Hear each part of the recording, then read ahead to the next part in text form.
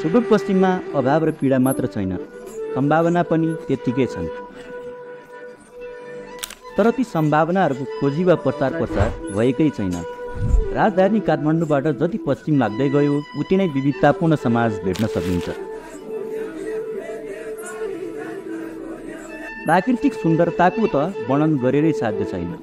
जति पश्चिम गयो उति नै खुल्दै जान्छ यहाँको सौन्दर्यता।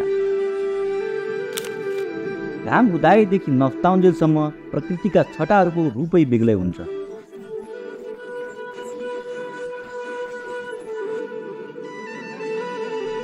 दक्षिणको समर्थ तराईदेखि उत्तरका अग्ला पहाड र सिताम्य हिमालले कसलाई नलोभ्याउला र। प्राकृतिक सौन्दर्यता आफैमा अलौकिक छ। विविधताले त्यसै मन खिच्छ। कतै खोजहरू खिचोल्दै आफ्नो वेगवान गतिमा बग्ने नदी र कतै झरना। एउटै आकारमा शान्त बसिरहेका ताल यिनैले पश्चिमको गौरवगाथा बढाइरहेका छन्। छिनछिनमा लाग्ने घाम अनि बादलको बुङ्दो, हरिया पहाड र मनै हाँस्ने कौतुकमय सुन्दरता जस्तो सुकै मान्छेलाई पनि आफ्नो वशीभूतमा पार्न सक्छ।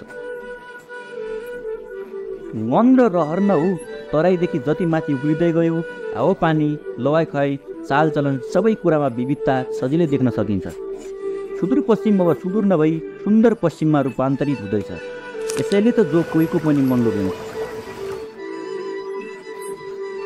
ठाडो उकालो, भिड पहरा, घाम पानी चिसो सहँदै यो ठाउँमा पुग्दा स्वर्गमा पुगेको अनुभूति हुन्छ।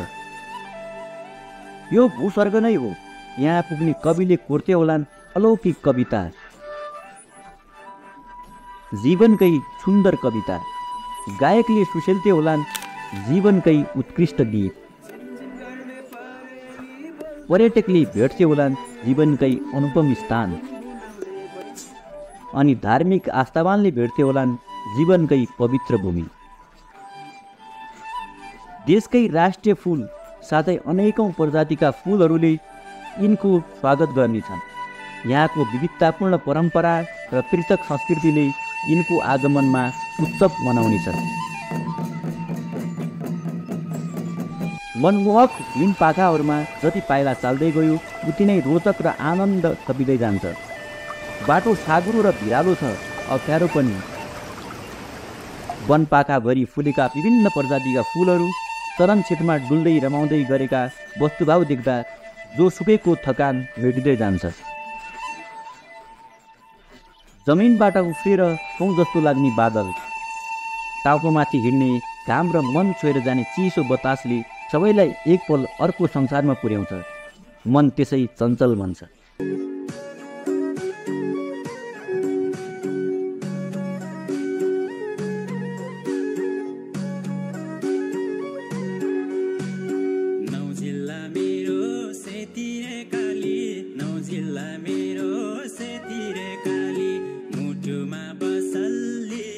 छोटी मेरा गाउँ जाली मै जसी